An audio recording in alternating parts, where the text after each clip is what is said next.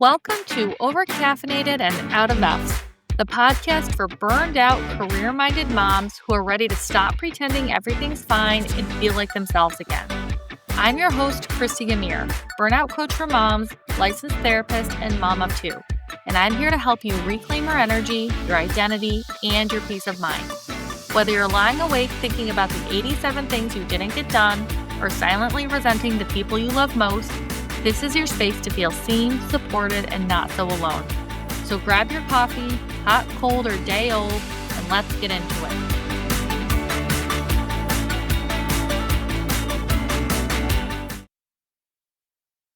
Hey everybody, it's Christy. Welcome to Overcaffeinated and Out of Effs. Are you exhausted, carrying a crushing mental load, and constantly feeling like you're failing? In today's episode, I'd like to welcome our guest, Dr. Erica Buchholz. Dr. Buchholz is the expert who sees you and understands your struggle. Leveraging her doctorate in Applied Developmental Psychology and 20 plus years of intense work with families, she coaches parents directly on how to fully escape and stay out of the chaos of burnout.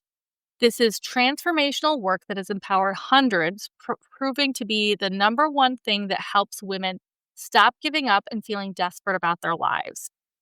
Through her unique method of integrating laughter and play, she activates your creativity, reignites your joy, and equips you with lasting emotional regulation. Ready to reclaim your energy, identity, and peace of mind? This is where your new beginning starts. So, I have invited Dr. Buchholz here today to share a little bit about her personal story and to also talk about how parents can embrace their playful side as a way to prevent or recover from burnout. So, and as we talked about before, I think I'm going to go with Erica. So, Erica, thank you so much for being here today. Can you maybe just start by telling us a little bit about yourself and your story? Like, what led you to focus your work on burnout recovery for parents? Yeah, well, thank you so much for letting me be here today. This is so much bigger than any one human, and that's what has led me here. I have my own burnout story. I've worked some jobs that were they started out okay and then wound up not being the right fit anymore.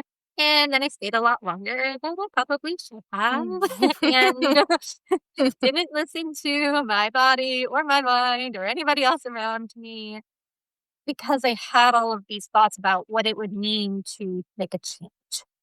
And it's so hard to make good choices from a state of deep, deep burnout that I needed help, right? And through the help that I got to get out of burnout, I learned a lot of things I never knew before.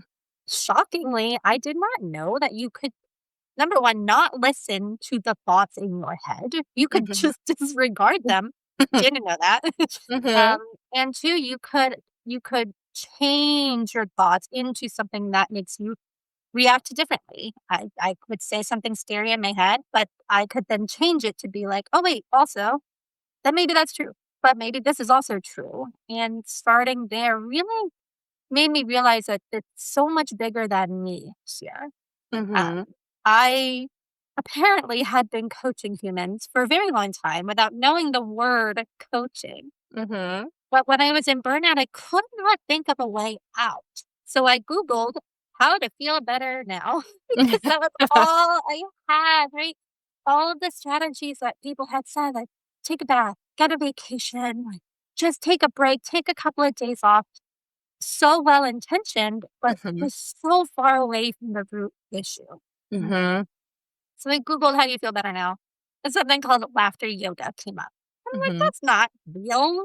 What are you talking about? That's not a real thing.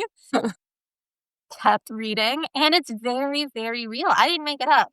It is intentionally laughing, even when nothing funny is happening. You are doing it for the purpose of either feeling connected or grounded or release from stress or a boost of dopamine. And you just do this. So that actually was the thing that got me out of burnout, which is wild. That is crazy. So, right? It's so funny to me now to look back and think, Erica, you could have done all of these strategies to get out of burnout, like Mhm. self-care. And what you selected was giggling. And it Mm. worked. And Mhm. now it couldn't, like, I don't know how to keep something like that to myself because Mhm. laughter is that one thing that is completely accessible to you at all times. It doesn't cost any money whatsoever. You can do it by yourself in the car on your lunch break, like I did. And Mhm. it changed my physiology in a way that meal prepping didn't do, right? In a way that just taking double PTO days didn't do. It Mhm. was something that I could use immediately. And so now here Mhm. I am just telling all the humans I possibly can, like, apparently giggling works. Yeah. So, and I didn't make it up. It is such an amazing strategy Mhm. that you can do even when you're feeling Mhm. really low or even really tired, and you can do it with your kiddos. They are so good at this. Oh my gosh. Right. But you can do it immediately and it Mhm. feels so much better than you think it's going to. Mhm.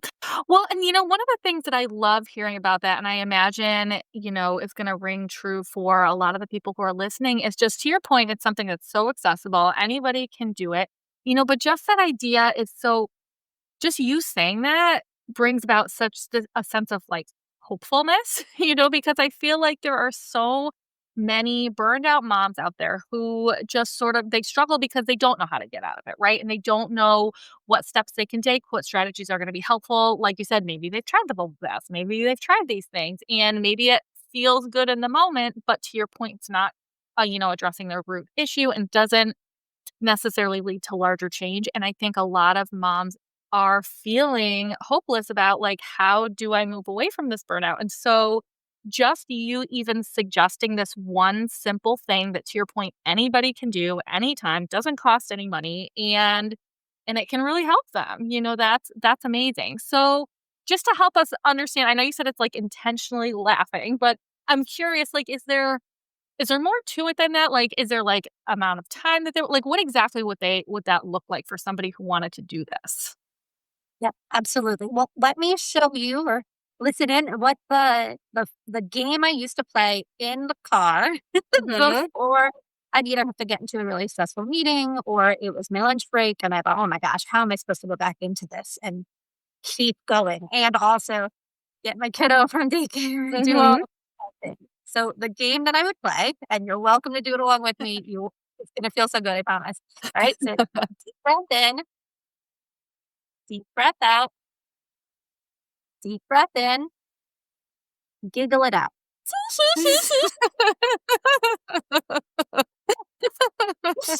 And that is the game, right? It doesn't have to be wild and wacky. The laughter doesn't even have to be genuine. Your body physiologically does not know the difference between kind of generated laughter and real authentic laughter. When you Mhm. do this, and you don't have to do it for long, one giggle, you can Mhm. feel your shoulders start to move away from your ears. You have Mhm. now taken some deep breaths and gotten some just nice new oxygen in there. The breathing we do when we are in burnout is the most shallow, tiny, feel like sometimes we're not even doing it energy. And you are rushing between this and that and cleaning bottles and all of the things you have to do. The breathing is just super, super shallow. Whereas if Mhm. you just tell yourself, we are breathing, friend, like when we're into a good deep breath, right? It helps so many pieces. Mhm. Um, the more laughter games you do, the more your body gets a chance to release cortisol, which is your stress Mhm. hormone. It gets to boost all those beautiful neurochemicals. If you laugh with other people, you get your oxytocin going, and that makes you feel loved and happy and connected. Right? But simple, easygoing, doesn't have to be real laughter can make a Mhm. huge change in your body. Plus, Okay. somebody also told me all the smiling works the muscles in your face and like can help with wrinkles and stuff too. So I don't know, why not? I Wow. don't have Well, a kid with why that wrinkles, not? so hey, that whole feels a bonus. Oh my gosh. Okay. Well, so it sounds like, just anytime, anywhere, if they're feeling stressed, if they're feeling like they're on the edge of burnout, or even just wanting to prevent it. It sounds like one time a day, multiple times a day, just whenever the mood strikes, it sounds like. Mhm. Absolutely. Okay. Well, okay, so I have to ask because it's so simple, right? And it seems like with this idea in mind, somebody could, come in, sit down with for a coaching session with you, do a little bit of laughing, leave and go on with their lives. But I imagine that your support is probably more than just that. And I know one of the things that you had said that you really like to do is you like to use science of play, right? And so I'm wondering if you can just maybe talk a little bit more about that. So for people who maybe are not familiar, like, can you talk a little bit about what that is and how does it help to burn down moms? So we know that play is so valuable for children, right? Mhm. Like you can't get through a parenting magazine without someone being like, no, for real, the kids have to play. And I agree. That's what I got my doctorate in. Like I thought I was going to be supporting kiddos in their play for my whole career. And I did Mhm. for a really long time. And it was super fun. Like I really enjoy playing with toys all day. It's great. And even in grad school, when I was learning about kind of this adult development and what does it mean? How do adults learn and how do they get things out of this life instead of just cleaning stuff and making sure everybody's got clean pants? Right? Like, what are we actually trying to do here? Well, play drops off, but only in the way that we think about play. So many people think that play is frivolous, it's a time waster. I don't have time to add that on top of all the other things that I'm doing. I hear you. The thing is, though, that play is actually problem solving. Mhm. Play is creation. Play is engaging in an activity where time kind of melts away. Play is what we call flow sometimes, a flow state. So, Mhm. really, what we're talking about is a state of mind. And if you can get into a state of mind where you're just doing something just because, not because you have to be productive, not because your boss told you to do it, not Mhm. because your kid wants you to paint their toenails, like, none of all of those are fine. We Mhm. have the place for all of that in our lives. It's just play for grown-ups is totally different. When you think about play for kids, I really like to talk about the Hot Wheels track.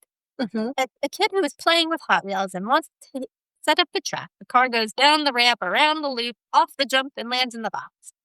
The first time they try it, it doesn't work.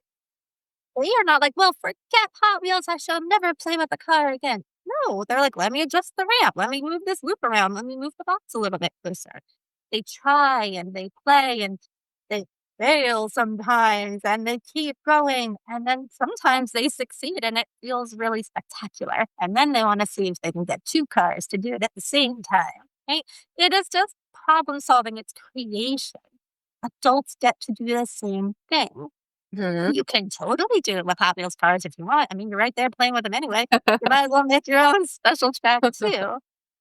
But it can be painting if that is your zone of what feels like creation. It can be organizing something. Some humans love to organize things, and that feels playful and joyful, and it adds to their life. Right? Mhm. Some people like to collect items and tell other people about the things that they have collected. Me too. It's awesome. I have so many toys in here, and I get very excited. Like behind me, I have emotional support chicken nugget stuffies. Like it's just so fun to me. Whereas other Mhm. people are like, why do you need a stuffy in your office? It's fun. We all Mhm. play in different ways. There's actually like a ton of play research out there for adults, and there's a play personalities quiz you can take. It's so fun. It just helps you to see what for you might feel like play. And it doesn't ever have to be something you add in. It doesn't have to be a full hour of time that I set aside and I am never interrupted. Like I don't know when that's ever happened to me, right? But I play Mhm. too. I can play in a snippet of time. I can play a silly game on my phone if I want to, and I can play in other ways too. It doesn't have Mhm. to be one or the other. We as grown-ups get to choose what feels right. Well, and I imagine one of the things that maybe a lot of people struggle with, to your point, is just even this idea of what would be enjoyable to me? What would be playful to me? Because to your point, as adults, we don't really think about it that way in the same way as like, okay, I'm going to sit down with my child and play a game with them or do their toenails or whatever it might be. So it sounds like for people who are struggling, even identifying what those things would be, there are resources. You mentioned a quiz that could be helpful for them to just sort of get an idea of things that they could explore. Yeah, but I think my favorite thing to do in a coaching session is when that exact piece comes up and they're like, well, I don't know how to play. Okay, why don't we play around with figuring out what you want to do for play and take the pressure off of finding the exact perfect right way for me to play. And then let me get all the materials and let me schedule a time that you are welcome to be very serious about play if you would like to. And you don't have to. You can find a way to release the pressure. And then seriousness comes up so much in my coaching practice that we all approach so much with serious because what we're doing is really important. We're helping humans figure out how to make it through this world. Yeah, it's not easy. A lot of us adults are still struggling. So you're doing a really important job helping your kiddos. And I'm guessing you're doing a million other things too. And a lot of it is serious, and it can be serious and gentle at the same time. So I really like helping people find that space where, yes, I need to feed everyone a million times a day, it seems. How can I make this a little bit more playful? How can I make Mhm, meal planning not feel like a chore? How can we mhm, add a little bit of play in there to it? And that's that once you do one little piece, like, "Oh, well, I can make meal planning more fun." Cool. Well, now you bet you can figure out how to make dishes more fun.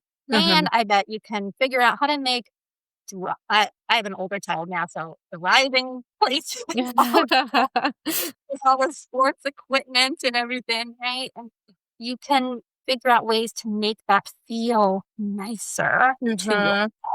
Mhm, And mhm. the more you do that, the easier it is for you to be kind to yourself in other areas of your life So, too. okay. Okay. Great. Great. So now, one of the other things that I know you've said before is that there are three pillars to burnout recovery, right? You've mentioned recharging, inner power, and time to thrive. I'm wondering if you could talk a little bit about what those are and what do they look like in everyday mom life? Yeah. So number one, recharge. It is a way to get back to yourself. Maybe that's energy for some people. Maybe that's nutrition. Maybe that's movement. It totally depends on where you're at, what you're doing, and what you need. Right. But recharging is not a passive process. Lots of people think recharge is a nap, and honestly, you probably need a nap, and that's fine. I feel like I always need a nap. So that absolutely counts. And when you think about what recharging and what recovery means, it's always active. It is maybe moving your body in a way that feels healthy. It is eating a food that makes you feel nourished. So recharge is truly about getting yourself back what you need, which I know is almost always the last thing on the priority list. That airplane, put your mask on thing first. Like I still listen to that. I'm like, yeah, but I wouldn't. Like I would still totally put on the tent first. And I have to be like, no, but wait, really, really smart humans have told me that this works. They've done the testing. I should probably trust the smart humans. Mhm. And so I that is what I had to learn in my burnout journey to trust the smart humans. And I got to tell you, they've been right. Every every coach I've worked with, every therapist, like they're right. My adorable brain is trying really hard to keep me safe, but man, it is not caring about me thriving by any means. It wants Mhm. the bare minimum for us. So I have to listen to other smart humans to make Mhm. sure I care for myself. Mhm. So, and that leads into that Oh, no, leads no, into no. the Well, inner power piece. yeah, sorry, Well, go ahead. I didn't mean to cut you off. no, I get so excited about this stuff. So all is good, right? But inner power is the way that you're thinking, the way that you are describing your thoughts, the way that you are presenting yourself in front of others. This sometimes means adding in deep breathing or honestly going outside. Going outside is so lovely for Mhm. changing our thoughts. And not that your thoughts are wrong and need to be shamed away. Anything like that. It's just I don't know, mine get really boring. They say the same mean stuff over and over and over again. But if I Mhm. go outside, it's quite distracting. There are a lot of birds making sounds out there. Sometimes a squirrel's acting a little silly, right? And it just changes the way that I see the world and the way that I think. And then the third pillar is time to thrive, which is what can you do because you really just wanna, Mhm. right? Like, how do you want to live this life? What would you do if money, time, and energy wasn't an issue for you. Great. Now you know what you want to do. How can you actually get it into your life today, right now, without waiting until the kids move out? Right? How can you do that? And that, when you put them together intentionally, not with adding a bunch to your plate, you start to get this right hemisphere turned on and the burnout. It To me, it always felt like a heavy, wet blanket was being like lifted up just a little bit, like, oh, wait. Oh, that's right. Oh, I could feel different. Oh, that's right. I actually do like to watch the clouds and figure out what shape they are, even when nobody has ever asked me. Often I'll Mhm. just go tell people. I don't Mhm. mind. But it's just the burnout recovery. I wish it was a super fast, do this 3 thing list and you'll be fine. But it's more than that. It's a true coming back. And it's a lovely journey when you are not by Mhm. yourself doing it. Well, and as I'm listening to you talk, and you're talking about, doing things that you really enjoy, doing things that feel good to you, listening to the smart humans because these things really work. And I guess one of the things that I'm wondering about, so one of the things that I heard from some people, I've heard statements like, yes, I know that this is something I enjoy to do. Enjoy doing. I know it makes me feel better. But it feels like something on my to-do list. Even though we know it's helpful for us, and even though we know it's a good thing to do, it can still be like, "Okay, there's one more thing I have to get to today." So what are some thoughts or suggestions you have, strategies to help moms do some of these things without feeling like they are just adding something else to their list? Mhm. I think it really does start with your state Mhm, because whether you realize it or not, you are doing so many things, mhm, right? And if you are like just this incredible being who can do so many things, right? If you took a couple of deep breaths and you giggled a little bit and you just felt a little lighthearted about it all, you will see it different. You're not going to see it as just one extra thing on my list. You're going to see it as, huh, I have my favorite thing. Let me tell you what we really did around here, right? Same day, I felt the same way. How am I supposed to do this? The thing that stressed me out the most were the dishes for a long time because they mhm. just never ended. Why do we use them? Can we just hold our food, please? Like it was too much. So I thought, how can I need to move my body. I haven't been doing that. I need to do this. I need to do this. And the dishes still need to be done. And the kid is doing his thing. And I just tripped on a car because we play Hot Wheels here a lot. So I thought, okay, how can I make these dishes more fun? Because there's not a lot I can do. I have to stand here. I have to stand by the dishwasher. Like, I have to do this.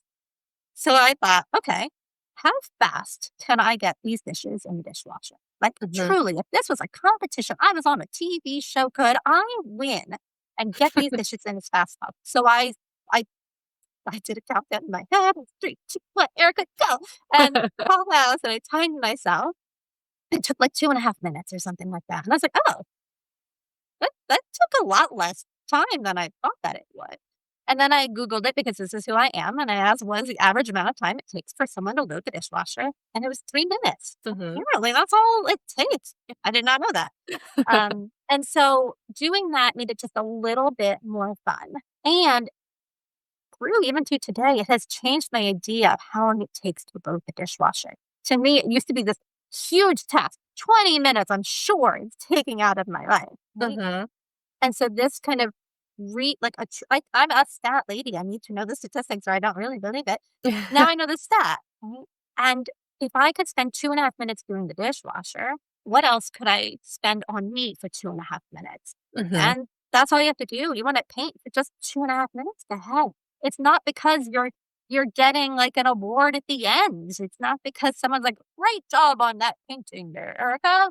No, Mhm. you're doing it for you. If you do 23 hours of everybody else's stuff and 2.5 minutes for you, I think that sounds fine. I think Mhm. you're Yeah. 1000% allowed to do so.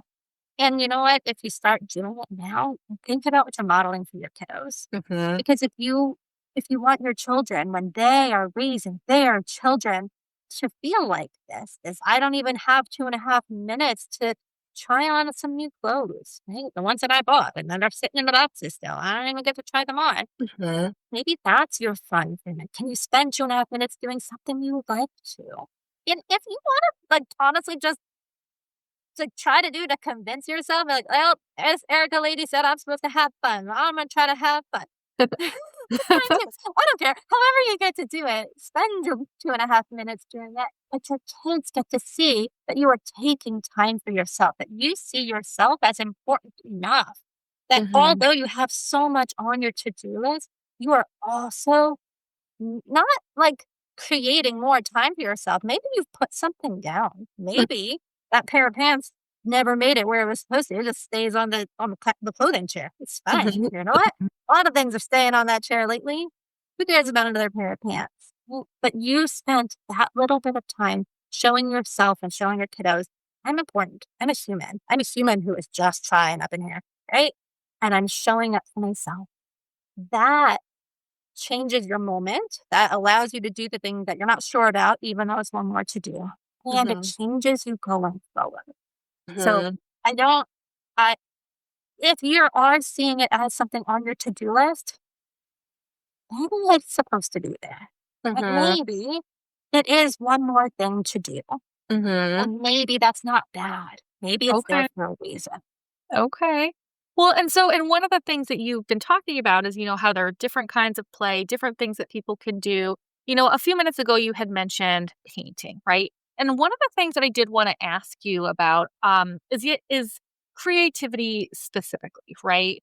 Me personally, I am not a very creative person. I am so envious of people who are. But I'm curious, like, what role does creativity play in burnout recovery, and how can moms sort of activate or like reach those creative sides when they are so exhausted and drained? Mhm. I am not a painter. If someone was to see a painting that I did, I think I would break out in hives, right? And that's fine. Mhm, So that's not my zone of something that makes me feel fun. I feel judgment and pressure even when nobody is around. So mhm. that would not be a play activity for me. And if you feel that way, great, check it off the list. That's not the one for me. What are the things you did as a kid where you didn't care? Try that, right? Creativity can also be creation, and you Mhm, don't have to create something great. mhm, When my little guy was little, he used to ask me to, like, draw an excavator. Like, mhm. "Friend, I don't know how to draw an excavator." Like, I don't he's like, "Me either. Draw it." Okay, friend. So, like, I would draw something that did not look like an excavator. I tell him, "Well, that's the best I can do." He's like, "Okay, cool. Like, move on." Mhm, But then I was feeling like, "Man, I wish I did know how to draw an excavator." mhm, So, sometimes instead of watching the same, like, oh my gosh, ABC song YouTube video that my brain could not take in another one. We would put on a drawing tutorial on YouTube, how to draw an excavator. Easy for kids. Like the most basic possible. And so I'd try and I would try and I'd follow along and it would still never ever look like the thing that they did on the video. mhm, But it felt nice to try to create something that mhm, nobody else would ever see ever. It mhm, didn't have to go anywhere. It didn't have to produce millions of dollars. It didn't even have to turn into my new hobby. Right? mhm, But that act of just creating is mhm, plenty. And mhm, honestly, you can do this. We had like the sensory boxes with like rice in them. And sometimes I just take my finger and draw around in the rice. That's creation too. That can be play. It mhm, doesn't have to be big or wild or anything. It's just that space where you are not needing to do something else. You have chosen to do this because you're like, you know what? I just kind of feel like it. mhm. Okay. That is plenty. Okay. Oh my gosh, this is so wonderful. I can just see like the joy in your face even as you were talking about this. I could just tell how much you love your work, and this is just so amazing. Um okay, so if somebody who is listening, wanted to try something today, that would be small, just to kind of get started. What's one playful or laughter based practice that she could try that would have the biggest impact, do you think? Mhm. I truly think it's do a laughter game. Right? Okay. The breathe it in, giggle it out. I think that's the fastest, easiest way in. because you didn't even have to produce anything. Didn't Mhm. require any materials. There are so very many laughter games on YouTube. Just Google laughter yoga games and you'll find videos of people acting silly and it's lovely. Mhm. Um, and you can play laughter games are truly just a way to start you laughing. So there's everything. You could pretend you're eating messy spaghetti and giggle while you're eating messy spaghetti. Mhm. Or honestly, if spaghetti's for dinner, just serve the spaghetti. It's gonna be messy and you can just live on it there. Mhm. I would highly suggest don't try to change, don't add in. Just take some deep breaths and just giggle, Mhm. however feels good to you. And that Okay. is plenty. Okay, and again, it sounds so simple, something that anybody can do. I love that you can do it anytime, anywhere, and it doesn't matter what you have going on. You could literally do it, for a couple seconds or a couple minutes in between meetings or in the car or Mhm. whatever it might be, which is amazing. So, this is all really great. I have not this is the first time I've really you hear a lot of people talk about, strategies and things like that, that can help with burnout, and, they're all great, but I haven't really heard anybody talk about it from this angle and this perspective, and it's just I'm loving this. So for so for people who, wanna learn more about you, they wanna learn more about your work, where can they go to do that? The easiest place is always my website, which is becomingplayful.com. And I'm on all the social media stuff too, so you can find me. But that's always the best place to start. Okay, okay, and so I will include that in the show notes as always for anybody who's interested in looking more into that. So before we kind of wrap up for today, if you could leave the moms listening with one final thought, one final idea or piece of advice, what would it be? You know those pressure cookers where you hit the little valve and the steam goes out Yes. and releases a little bit of pressure? Yes. I would love if you could just imagine this giggling as being that. When you just giggle, right? That's not a real laugh, just right? That is releasing just that little bit of pressure from you, and it makes a little bit of space for you to come back to you. So just a little pressure cooker release for yourself as you so need. And honestly, silent laughter counts too, where you laugh, but you make no sound. I can't really show you on a podcast, but it sounds like that. So So people can that imagine. totally counts. If you have to do that in the stall in the bathroom after a really hard meeting, I would go in the bathroom and I would just do a silent laughter and you just get a bit of release. And that's lovely. That's sometimes the only one I got all day. Which I feel like is an important thing to mention because that's a really good point. I could imagine some people, being in an office with a lot of people around and thinking like, "Oh, laughing sounds so great right now, but I don't want all these people to hear me." So, I'm glad that you mentioned that you can do it silently too. Absolutely. Okay, well, thank you again so much for being here. I know I said this to you earlier, but I imagine that you are also very busy. And I know it's time out of your day, and I think that this is so great, and people are going to find it so valuable. So I appreciate that. You being here. And then, as always, for the moms who are listening, if any of this resonates, if you did find these things to be helpful or valuable, I ask you to please share this podcast with any other moms that could maybe use some additional support because we are all in this together.